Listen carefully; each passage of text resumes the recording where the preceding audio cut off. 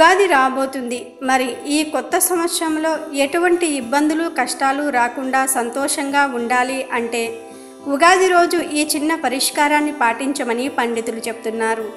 ఈ సంవత్సరంలో సుఖ సంతోషాలతో జీవించాలి అనే సంకల్పంతో ఉగాది రోజున ప్రతి ఒక్కరూ కూడా తమ ఇష్ట దైవానికి దీపారాధన చేసి షడ్రుచుల సమ్మేళనమైనటువంటి ఉగాది పచ్చడిని తింటూ ఉంటారు.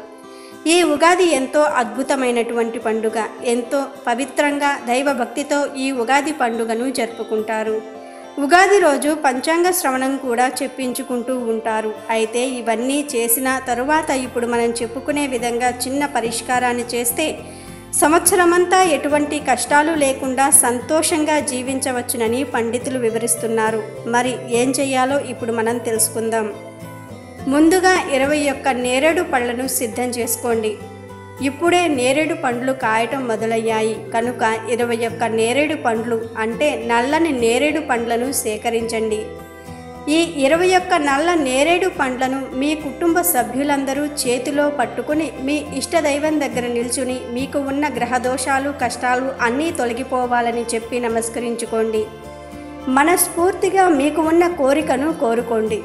కొత్త సంవత్సరంలో ఎటువంటి ఇబ్బందులు రాకుండా ఉండాలని వేడుకోండి. ఆ తర్వాత కుటుంబ సభ్యులందరూ మీ చేతిలోని ఆ నల్లని నేరేడు పండ్లను ఒక నల్లని వస్త్రంలో వేసి మూట కట్టండి. ఇలా చేయటం పూర్తయిపోయిన తర్వాత ఆ మూటను తీసుకుని వెళ్ళి శివాలయానికి వెళ్ళండి. ఆ నేరేడు పండ్లను శివుడికి సమర్పించి మరొక్కసారి శివుడికి మీ కోరికను చెప్పుకొని ఇంటికి తిరిగి వచ్చేయండి. కానీ ఈ పరిష్కారాన్ని చాలా భక్తి శ్రద్ధలతో చేయాలి. అప్పుడే మంచి ఫలితం ఉంటుంది. కొత్త సంవత్సరం అంతా ఎటువంటి కష్టాలు లేకుండా సంతోషంగా జీవించగలుగుతారు. ముఖ్యంగా శనీశ్వరుడి యొక్క సమస్యలు మీకు ఏమీ కూడా ఉండవు. కనుక మీరు కూడా ఈ ఉగాది రోజున చక్కగా ఈ చిన్న పరిష్కారాన్ని పాటించి కొత్త సంవత్సరంలో ఎటువంటి కష్టాలు బాధలు ఆర్థిక సమస్యలు లేకుండా సంతోషంగా జీవించండి. వీడియో నచ్చితే లైక్ చేయండి, షేర్ చేయండి, బట్ సబ్స్క్రైబ్ చేసుకోవడం మర్చిపోవద్దు.